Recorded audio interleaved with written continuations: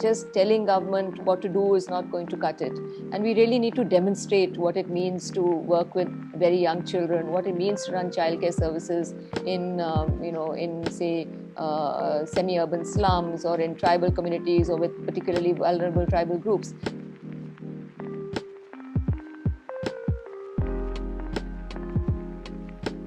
So we embarked upon a process of setting up these childcare centers, creches as we call them, across the country to kind of demonstrate that. And the creches didn't stand alone. So they also, what we also did was a series of what we call participatory learning and action with the community on health and nutrition. So sometimes they would deal with these sessions or these meetings would deal with hardcore nutrition issues with children, or the nutrition of children. Sometimes they might deal with nutrition sensitive agriculture, kitchen gardens. Sometimes they might deal with mobilizing the community towards making their Anganwadi work better. So it was this kind of a combined engagement with the community,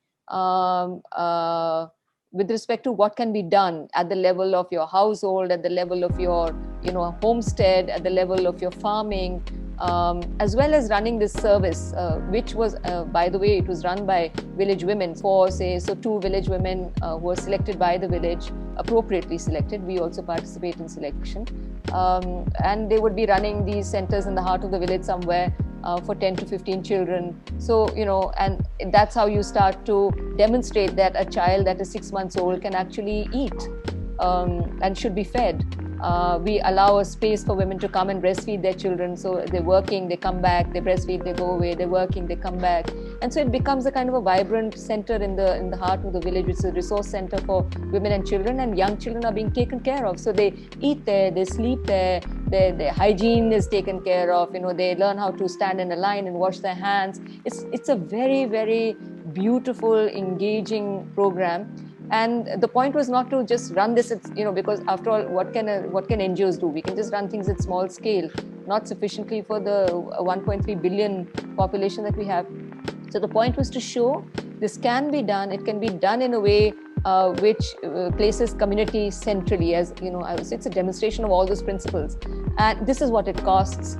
This is the way that you need to decide what menu should be, what timing should be for the center, because we know that in the agricultural cycle, women will have different timings. So in some part of the year, they need to leave their house at 4 in the morning. The creche opens at that time because it's a village woman who's going to be opening it. And in some other periods, it's more relaxed and they need not open it so early. So it'll be an 8-hour program, but it can open according to their own needs. Why should somebody sitting here in a ministry in Delhi decide these sorts of things? How do we even know what is appropriate? So we have done this. And so we know what kind of methods and tools work. So we use a lot of audio-visual material in local languages because literacy is still a big problem. And it works very well. Stories, songs, picture cards. So some of these things have been taken on by Poshan Abhiyan just to a limited extent, but really that, human engagement with the community through participatory learning and action, giving decision-making power, giving, the feeling of ownership, of being in control and being in charge, but assisting with resources. So these are the kind of models that we suggest that we need to work on, rather than very top-down, the way government generally works, come, instruct, teach, go away. That's not really, that's never worked. It shouldn't be the way in which we deal with our fellow brothers and sisters. And there's so many better ways which all of us know how to, do if somebody would only ask us. So this model has actually worked quite well in Odisha, where the tribal welfare department is taking it up to scale up and to mainstream, which is really a wonderful thing.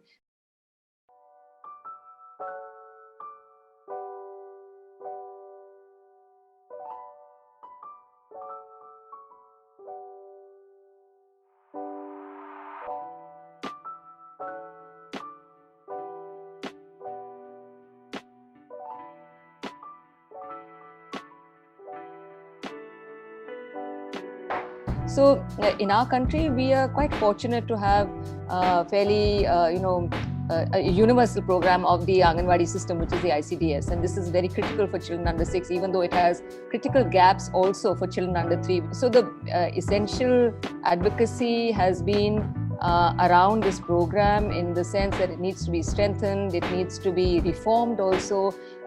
We must make sure that the Anganwadi workers who work in these systems are paid a decent wage, plus given the capacities that they need to look after these very young children.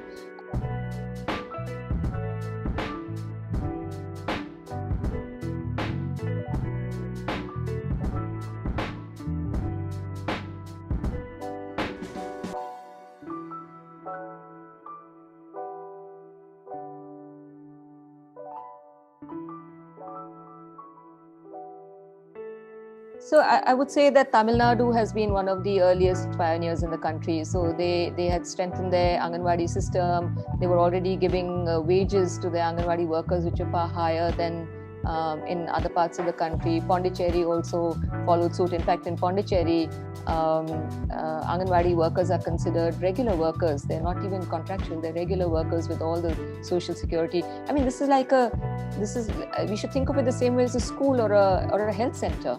So it's not an informal arrangement. It really needs to be done very well, in fact, because the smaller the child is, the more you need to look after them. And I would say Odisha has done very well because it has involved community. So we need community to be centrally involved. These are programs that should be community based. We shouldn't even talk in terms of community participation. They should be community owned. And our job is to support community to run them. Support how? Support in terms of the financial allocations that are required, because community is not going to be able to pay for all this on their own. They're already impoverished. So support with capacity building, support with human resource, and support with also technical issues, the understanding of nutrition and so on. So we need to work with the communities. It's their children after all. We need to create flexible systems which allow communities to intervene and say, well, this is what we like to eat. And then we could possibly say, that's fine, but maybe you could add this or that, which is also something that you like to eat, which will make your food more nutritious. So I think it's a case of treating it very differently as a conversation that is to be had with communities, keeping them central, their children central. Children's voices are hardly ever heard in this program, leave alone communities. So there's a long way to go. There's a big vision to make it happen. And I think Odisha has actually done a very good job of basing it in, through the SHG system. So they have a huge network of self-help groups, which are village women essentially. So they are creating networks for providing the food to the Anganwadis. They make the hot cooked meals for the schools and so on. And other states have also tried with better or worse. Odisha has also been giving eggs. Twice a week they give eggs even to children under 3. Now Jharkhand, I believe, is following suit for children in the age group of 3 to 6, but still needs to do it for children under 3. So slowly it's happening, but it's just too slow. I think national policy could, kind of accelerate things.